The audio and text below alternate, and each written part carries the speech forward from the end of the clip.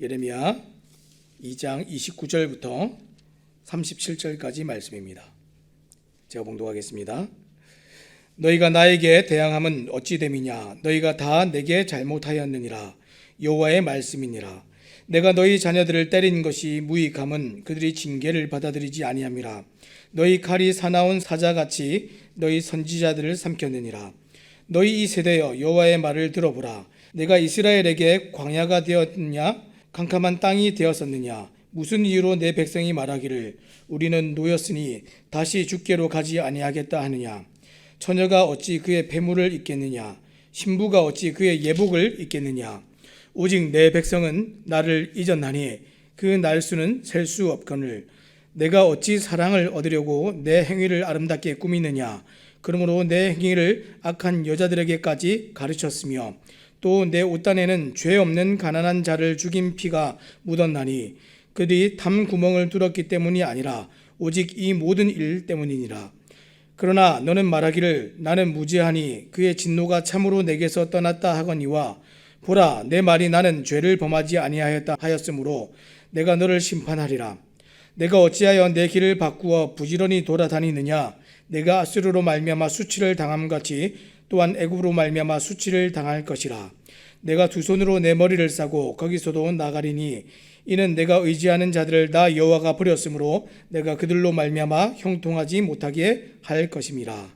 아멘. 오늘 우리가 말씀에 비춰진 신앙이라는 제목을 가지고 함께 말씀을 나누기 원합니다. 요즘은 이전 시대에 비해서 많은 것들이 빨라졌습니다. 그래서 어떤 사람들은 이 시대를 속도의 시대다 이렇게 얘기합니다. 특히 정보에 관해서는 어떻습니까? 스마트폰이 발달하고 인터넷이 발달하면서 내가 원하는 정보를 주기도 하고 받기도 합니다. 근데 그야말로 이 손바닥 안에 세상이 다 담겨 있습니다. 눈 깜짝할 사이에 많은 일들이 이 손 안에서 다 벌어지고 있습니다. 그런데 이렇게 쏟아지는 정보의 속도를 따라가다 보면 자신의 생각이 다 사라진다 하는 것들을 우리가 경험할 때가 있습니다. 그런데도 다른 사람들의 말과 생각을 급히 듣고 따라가느라 이 속도를 멈출 수가 없습니다. 어딘가로 빨리 달려가지만 어디로 가는지 좌표도 없고 나침판도 없습니다. 이런 이 속도의 모습들은 이 신앙의 모습에도 예외가 아닙니다. 이 유튜브에서 좋은 설교들이 참 많이 있지 않습니까? 유튜브에서 좋은 설교를 듣고 그 말씀에 동의하면 마치 내가 좋은 그리스도인이 된 것 같고 그 말씀에 부합한 사람이 된 듯한 착각에 빠질 때가 있습니다. 그리고 또다시 유명 목사님의 새로운 말씀을 검색해서 찾게 되지요. 오늘날 많은 그리스도인들이 이 넘쳐나는 말씀의 홍수 속에서 하나님의 말씀을 듣기는 듣는데 가슴에 이렇게 새겨서 자신을 비춰내는 그런 말씀으로는 듣지 않고 어떻게 듣습니까? 마치 잘 선곡된 음악을 듣듯이 하나님의 말씀을 그렇게 듣고 있습니다. 그렇게 말씀을 들으면 속도를 내어서 하루에 10편의 설교도 들을 수가 있습니다. 하지만 그것은 나를 비춰보는 말씀으로서 하나님의 말씀을 듣는 것이 아니라 그저 말씀을 즐기는 겁니다. 말씀은 하나님께서 우리에게 즐기라고 주신 것이 아니라 이 말씀을 듣고 그 말씀에 맞춰서 우리의 삶을 바꾸어내고 하나님이 기뻐하시는 모습으로 살아가도록 그렇게 말씀을 주셨는데 혹 오늘 우리가 말씀을 즐기고 있지는 않습니까? 하나님께서 유다의 죄악을 경고하기 위해서 많은 선지자들을 보내셨습니다. 오늘날 우리가 많은 설교를 듣듯이 많은 말씀들을 그들에게 주었는데 하지만 그들은 그 많은 선지자들을 통하여서 많은 메시지를 들었지만 그들에게 적용하도록 주신 하나님의 말씀을 그렇게 듣지는 않았습니다. 자, 오늘은 이 예레미야 시대의 이런 유다의 모습을 통하여서 우리의 신앙을 한번 점검해 보기 원합니다. 자, 첫 번째 이 유다가 우리에게 지금 보여주는 이 모습은 어떤 것입니까? 이 하나님을 배반하는 모습인데 이 징계를 거부하면서 적반하장의 모습을 보여주고 있습니다. 하나님의 말씀을 들을 때 우리는 하나님의 말씀 앞에서 적반하장의 모습을 보이고 있지는 않습니까? 이 29절 말씀을 먼저 제가 한번 읽어보겠습니다. 너희가 나에게 대항함은 어찌 됨이냐? 너희가 다 내게 잘못하였느니라. 여호와의 말씀이니라. 하나님의 말씀이 지금 선지자 예레미야에게 임하여서 지금 앞으로 미래에 닥칠 일을 보여주셨습니다. 그것은 지금 바벨론에 의해서 이 예루살렘과 유다가 무너지게 된다 하는 재앙의 말씀이었고 계시였습니다. 근데 이 징계는 이 백성들이 하나님을 버리고 우상을 섬겼던 결과였습니다. 그래서 예레미야 선지자가 지금 어떻게 합니까? 그 사람들에게 자신들의 잘못을 깨닫고 알도록, 회개하고 촉구하고 돌아오도록 심판의 엄중함을 사람들에게 하나님의 말씀으로, 메시지로 그렇게 전했습니다. 근데 유다의 왕과 많은 지도자들과 제사장들이 예레미야의 이 말을 듣기를 정말 불편해했습니다. 듣기는 들었는데 어떻게 했습니까? 그 말씀을 가슴에 새기기는커녕 예레미야를 감옥에 가두고 매질하게 됩니다.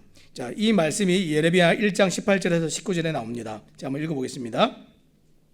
보라, 내가 오늘 너를 그 온 땅과 유다 왕들과 그 지도자들과 그 제사장들과 그 땅 백성 앞에 견고한 성읍, 쇠기둥, 놋 성벽이 되게 하였은즉 그들이 너를 치나 너를 이기지 못하리니 이는 내가 너와 함께하여 너를 구원할 것임이니라 여호와의 말이니라. 이스라엘 백성과 그 이스라엘의 왕과 지도자들에게, 제사장들에게 하나님께서 주신 말씀을 담대하게 선포하라 말씀하시는 하나님의 말씀입니다. 유다는 하나님을 떠난 죄의 결과로 징계를 받는데도 이를 인정하거나 받아들이지 않았습니다. 하나님의 말씀을 도무지 자신의 삶에 비추거나 그 하나님의 말씀에 비추어서 자기를 들여다보는 그런 일이 없었던 것이죠. 도리어 어떻게 합니까? 오늘 우리가 첫 번째로 보았던 것처럼 적반하장의 모습으로 하나님을 대항합니다. 자, 29절에 보니까 대항하다라는 표현이 나오고 있는데 이 원어에서는 이 용어가 법정 용어입니다. 자, 이것은 유다가 여호와 하나님을 상대로 소송을 걸었다, 이런 의미를 가지고 있습니다. 여러분, 보통 법적인 소송은 상대가 잘못한 일이 있을 때 소송을 하게 되지요. 유다는 지금 하나님께 소송을 걸었습니다. 그 얘기는 누가 지금 잘못을 했다는 얘기입니까? 하나님께서 지금 우리에게 잘못하셨습니다. 이 얘기를 적반하장의 모습으로 지금 하나님 앞에서 하고 있는 것입니다. 이 모습을 보시면서 하나님께서 뭐라고 하십니까? 자, 29절 뒤에 보니까 너희가 다 내게 잘못하였느니라. 너희가 잘못을 저질러 놓고 잘못이 나에게 있다고 하니 적반하장이구나, 이렇게 말씀하시는 겁니다. 자, 그러면 유다가 어떤 죄를 저질렀고 어떻게 하나님을 대항했습니까? 예레미야 전체에서 우리가 좀 볼 수 있는 유다의 죄는 두 가지입니다. 첫 번째는 하나님의 말씀을 거부하는 방식으로 하나님을 대항했습니다. 예레미야 2장 8절 말씀해 보니까 이렇게 기록합니다. 제사장들은 여호와께서 어디 계시냐 말하지 아니하였으며 율법을 다루는 자들은 나를 알지 못하며 관리들도 나에게 반역하며 선지자들은 바알의 이름으로 예언하고 무익한 것들을 따랐느니라. 하나님을 따르지 않고 무익한 것들을, 우상을 따라갔다, 이렇게 얘기했고요. 두 번째로 하나님을 대항했던 방식은 여호와 하나님의 말씀을 선포하는 선지자들을 공격하는 방식으로 하나님을 대항했습니다. 예레미야 2장 30절, 오늘 이제 나오는 말씀인데 제가 한번 읽어보겠습니다. 내가 너희 자녀들을 때린 것이 무익함은 그들이 징계를 받아들이지 아니함이라. 너희 칼이 사나운 사자같이 너희 선지자들을 삼켰느니라. 지금 보통 징계를 하는데 징계의 목적이 무엇입니까? 돌아오게 하는 것이 사실 목적입니다. 그런데 유다의 행위는 하나님의 말씀을 거부하고 하나님의 선지자들을 핍박했기 때문에 그들을 돌이키려는 하나님의 징계를 어떻게 했습니까? 무익한 것으로 만들어버렸습니다. 실제로 하나님의 선지자들을 향한 유다의 핍박은 이 30절의 이 표현대로 사나운 사자와 같은 칼이었습니다. 이 므낫세 지하에서 선지자들을 포함한 무죄한 자들이 살해당했고, 예레미야 생전에도 이 여호야김 왕이 우리아라는 선지자를 살해하는 그런 사건이 있었습니다. 그리고 선지자들을 삼켰다는 이 표현은 끊임없이 하나님을 반역한 이스라엘 역사를 함축하는 표현이 되기도 합니다. 자, 이런 유다를 향하여서 하나님께서 다시 말씀하십니다. 자, 31절입니다. 너희 이 세대여 여호와의 말을 들어보라. 내가 이스라엘에게 광야가 되었느냐 캄캄한 땅이 되었었느냐. 무슨 이유로 내 백성이 말하기를 우리는 노였으니 다시 죽게로 가지 아니하겠다 하느냐. 자, 31절 말씀해 보니까 다시 하나님께서 말씀하실 때 어떻게 말씀을 시작하고 계십니까? 하나님의 말씀을 들어보라, 이렇게 얘기했습니다. 하나님의 말씀을 들어보라. 지금 이 유다의 현 상태는 어떻습니까? 하나님을 등지고 하나님께서 계속해서 보내시는 선지자들을 핍박하고 죽임으로 소망이 없습니다. 마치 꺼져가는 등불과 같은 그들에게 하나님께서 다시 소망을 주시는데 다시 주시는 소망이 무엇입니까? 하나님의 말씀이었습니다. 사랑하는 여러분, 어느 시대나 하나님을 떠난 이 악한 세대에게 유일한 소망은 진리의 말씀이었습니다. 오늘날 우리가 이 세대를 바라보면서 참 소망이 없다, 하나님을 등졌다, 많이 떠났다 이렇게 얘기하지요. 우리가 어떻게 이 사람들을 돌이키겠습니까? 그 사람들에게 유일한 소망이 무엇이 되겠습니까? 하나님의 말씀밖에 없습니다.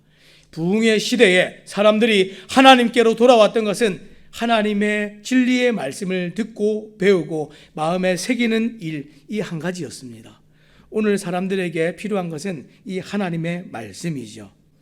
말씀을 보니까 이 유다의 반역적인 태도와 대조적으로 하나님께서 단 한 번이라도 그들을 냉대한 적이 있느냐, 오늘 이렇게 말씀하십니다. 사람들은 하나님이 죄가 있다, 하나님이 잘못하셨습니다 이렇게 얘기했는데, 말씀을 돌아가서 보니까 광야가 되거나 캄캄한 땅이 내가 된 적이 있느냐 이렇게 물어보셨습니다. 지금 여기서 사용된 이 비유가 지금 출애굽 이후 광야에서 방황하던 그 상황을 지금 떠올리도록 만들어주고 있습니다. 그 광야길을 지날 때, 출애굽해서 광야를 지나갈 때에 그 광야에서 오히려 하나님께서는 그들에게 정말 죽음이 되거나 캄캄함이 되신 적이 단 한 번도 없으시지요. 오히려 빛이 되셔서 하나님의 인도로 그들은 약속의 땅에 들어갈 수가 있었습니다. 이렇게 하나님께서 승리의 원천이시고 소망이었음에도 불구하고 유다는 자기 마음대로 행동하고 자기 행위를 자기가 결정하는 자유를 갈망하면서 하나님으로부터 돌아섰습니다. 딱 지금 우리가 보고 있는 우리의 시대와 같습니다. 주께로 가지 않겠다는 그 거만함은 당시 유다 백성의 전체적인 분위기를 잘 반영하고 있습니다. 그런 무지하고 완고한 태도가 하나님을 정면으로 무시하고 대항하는 모습으로 그렇게 나타났습니다. 적반하장이죠. 두 번째로 유다가 우리에게 보여주는 모습이 무엇입니까? 하나님을 완전히 이제 잊어버리는 망각입니다. 사랑하는 여러분, 하나님을 잊어버리면 어떤 일이 일어납니까? 자아도취에 빠지고 영적인 무감각에 빠지게 되어 있습니다. 32절 말씀 제가 한번 읽어보겠습니다. 처녀가 어찌 그의 폐물을 잊겠느냐, 신부가 어찌 그의 예복을 잊겠느냐, 오직 내 백성은 나를 잊었나니 그 날수는 셀 수 없거늘. 지금 하나님께서 지금 예레미야를 통하여서 비유를 드시는데, 처녀가 어찌 그 폐물을 잊겠느냐, 결혼을 앞둔 이 처녀가 지금 결혼을 위해서 준비한 폐물이 있습니다. 그 폐물은 잊을 수도 없고 가슴에 새기고 간직하고 가장 중요하게 여기는 것인데 결코 망각할 수가 없는 것이죠. 신부가 어찌 그 예복을 입겠느냐. 이제 결혼을 앞둔 신부에게 있어서 예식장에 입고 들어갈 그 예복, 이 드레스는 가장 중요한 것입니다. 근데 그것을 어찌 입겠느냐. 근데 하나님을 잊는다 하는 것은 마치 그런 것과 같습니다. 이 땅을 살아가는 사람들에게 있어서 하나님은 우리에게 그런 존재입니다. 우리의 신랑 되신 그 하나님 앞에 나아갈 때에 우리는 그 예복을 잊지 않고 폐물을 잊지 않는 거룩한 신부의 모습을 유지해야 되는데, 그런데 이 유다의 모습은 어떻습니까? 완전히 하나님을 잊었는데 그냥 어쩌다 잠깐 잊은 정도가 아닙니다. 말씀해 보니까 그 날수는 셀 수 없거늘. 그런 날이 한두 날이 아닙니다. 여호와 하나님께서 자기 백성을 위해서 베푸셨던 모든 은혜와 이적들을 다 잊었다는 것은 참으로 지금 가증스러운 모습입니다. 이스라엘 선지자들과 구약의 이 기자들이 거듭해서 지적하는 주제가 무엇입니까? 그들이 하나님을 잊었다, 망각했다 하는 것입니다. 하나님을 잊고 하나님의 말씀을 잊으면 어느 시대든지 이렇게 살아갈 수가 있습니다. 하나님의 사랑은 완전히 버리고 다른 곳에 가서 사랑을 얻으려고 자기를 단장합니다. 자, 33절 말씀 한번 읽어보겠습니다. 내가 어찌 사랑을 얻으려고 내 행위를 아름답게 꾸미느냐, 그러므로 내 행위를 악한 여자들에게까지 가르쳤으며. 하나님은 잊어버렸으면서 다른 곳에 가서 사랑을 얻으려고 좀 이쁨을 받아보려고 이쁘게 단장을 하고 꾸밉니다. 얼마나 가증스럽습니까? 지금 남편이 있는 어떤 여자가 지금 다른 곳에 가서 다른 사람에게 사랑을 얻기 위해서 꾸민다 하면 어떻습니까? 정말 가증스러운 모습이죠. 그것은 굉장히 불법한 일이고 남편 앞에서 정말 정죄받아야 되는 그런 일이죠. 그런데 이 유다가 그런 일을 했다라는 겁니다. 그런데 더 심각한 것은 무엇입니까? 내 행위를 악한 여자들에게까지 가르쳤으며. 이런 모습을 본받기 원하고 따라가기 원하는 사람이 있다면 누구에게든지 그것을 가르칠 정도로 그 기술이 굉장히 탁월해졌습니다. 악한 것을 가르칠 정도로. 사랑하는 여러분, 하나님을 잊어버리고 완전히 망각한 사람들은 자신의 원하는 모습대로 살아가는 그 모습에 자아도취가 되면 자기만 악에 빠지는 것이 아니라 주변에 있는 사람들에게 그 악한 모습을 가르치기까지 합니다. 이게 진짜로 심각한 모습이죠. 다음 세대들에게 신앙을 우리가 전수하고 유지시키고 정말 이양하는 일들은 우리가 바르게 하나님을 알고 하나님을 잊지 않는 것에서부터 시작합니다. 우리가 하나님을 망각하고 하나님의 말씀을 떠나면 우리도 모르는 사이에 다음 세대들에게, 우리를 따라오는 사람들에게 악한 것을 가르칠 수밖에 없습니다. 지금 그런 일들이 역사 속에서 또 성경 안에서 반복적으로 일어났습니다. 이 일이 구체적으로 어떻게 일어났습니까? 34절 35절 말씀 읽어보겠습니다. 또 내 옷단에는 죄 없는 가난한 자를 죽인 피가 묻었나니 그들이 담구멍을 뚫었기 때문이 아니라 오직 이 모든 일 때문이니라. 그러나 너는 말하기를 나는 무죄하니 그의 진노가 참으로 내게서 떠났다 하거니와 보라 내 말이 나는 죄를 범하지 아니하였다 하였으므로 내가 너를 심판하니라. 죄 없는 가난한 자를 죽이는, 피를 흘리게 하는 그러한 모습으로 지금 하나님을 망각한 사람들이 죄악이 그렇게 일어났습니다. 이 나봇의 포도원을 취하는 그런 모습들 성경에 나오지 않습니까? 대표적인 모습입니다. 악을 행하면서도 나는 죄가 없다 하는 모습, 죄에 대하여서 무감각함으로 지금 하나님을 잃어버린, 하나님의 말씀을 잃어버린 망각이 결과로는 그렇게 나타납니다. 영적인 무감각입니다. 오늘 이 시대의 가장 큰 문제는 무엇입니까? 하나님의 말씀을 잃어버리고 자신의 모습을 비춰서 보지도 못하면서 나는 죄가 없다 하는 모습으로 그렇게 나타나고 있습니다. 혹 우리의 모습 중에 그런 모습이 있지 않습니까? 유다가 우리에게 보여주는 세 번째 모습은 무엇입니까? 마지막 세 번째는 헛된 것을 쫓는 미련함으로 나타납니다. 그 미련함의 결과가 이제 인과응보로 그대로 나타나게 됩니다. 자, 마지막 36절 37절 말씀 읽겠습니다. 내가 어찌하여 내 길을 바꾸어 부지런히 돌아다니느냐? 내가 아스르로 말미암아 수치를 당함같이 또한 애굽으로 말미암아 수치를 당할 것이라. 내가 두 손으로 내 머리를 싸고 거기서도 나가리니 이는 내가 의지하는 자들을 나 여호와가 버렸으므로 내가 그들로 말미암아 형통하지 못할 것임이라. 애굽과 아수르를 오가면서 사랑을 구걸합니다. 하나님을 떠난 이들이 스스로 살 수가 없으니까 사랑을 구걸하러 다니는데 하나님보다 더 힘이 없는 이 나라들을 쫓아다닙니다. 실제로 아수르를 먼저 쫓아다 북이스라엘은 배반당하고 망하게 되는 결과가 있었죠. 그런데도 그 역사를 바라보면서도 애굽에게 가서 도와달라 이렇게 얘기를 했다는 겁니다. 자기 자신 하나 건사하지 못하는 세상을 의지하는 것은 정말 미련한 일입니다. 세상은 이미 망하기로 결정되어져 있는 그런 운명을 가지고 있습니다. 그런데 망하는 그곳에 가서 나를 도와달라 하면 그들이 우리를 구원해 줄 수 있겠습니까? 말씀을 맺겠습니다. 오늘 유다는 평안할 때 자기 마음대로 살다가 하나님의 징계로 환난이 닥치자 징계를 면하기 위해서 하나님을 찾았습니다. 하지만 하나님의 징계를 거두시지 않자 하나님을 무능한 하나님이라고 탓하면서 질책하고 하나님을 비난했습니다. 자기들이 하나님께 할 일은 망각하고 소홀히 한 채 자기들이 원하는 대로 하나님을 움직이려고만 했습니다. 말씀에 비춰진 그들의 모습은 어떻습니까? 결혼 예복의 장식을 소홀히 다룬 신부처럼 하나님과의 언약의 관계를 저버린 반역자의 모습이었습니다. 오늘 말씀에 비춰진 우리의 모습에 이런 모습이 없습니까? 유다와 같이 오늘 말씀에 비춰진 나의 모습을 보지 않기 위해서 고개를 돌리고 있지는 않습니까? 유다와 같이 하나님의 그 큰 사랑을 받고도 여러분과 저의 마음이 엉뚱한 곳에 가서 사랑을 갈구하고 오염된 사랑을 지금 하고 있지는 않은지 한번 돌아보시기 바랍니다. 하나님의 말씀에 나를 비춰보는 일은 두려운 일일 수 있습니다. 나의 죄악됨과 나의 이 모난 것들이 드러나는 것이 보기 힘든 일일 수 있습니다. 하지만 말씀 안에서 자신을 볼 수 있다는 것은 하나님의 큰 은혜입니다. 혹 오늘 말씀에 비춰진 나의 모습이 추하고 미운 모습이 보일지라도 낙심하지 마시기 바랍니다. 그 모습을 인정하고 볼 수 있다면 그것이 우리에게 소망이 될 수 있습니다. 점점 하나님을 망각하는 이 악한 시대 속에서 우리는 날마다 말씀에 비춰진 우리의 모습을 인정하고 더욱 하나님께로 돌이키는 새삼 집내교회 모든 성도님들 되시기를 우리 주님의 이름으로 부탁드립니다. 기도하겠습니다.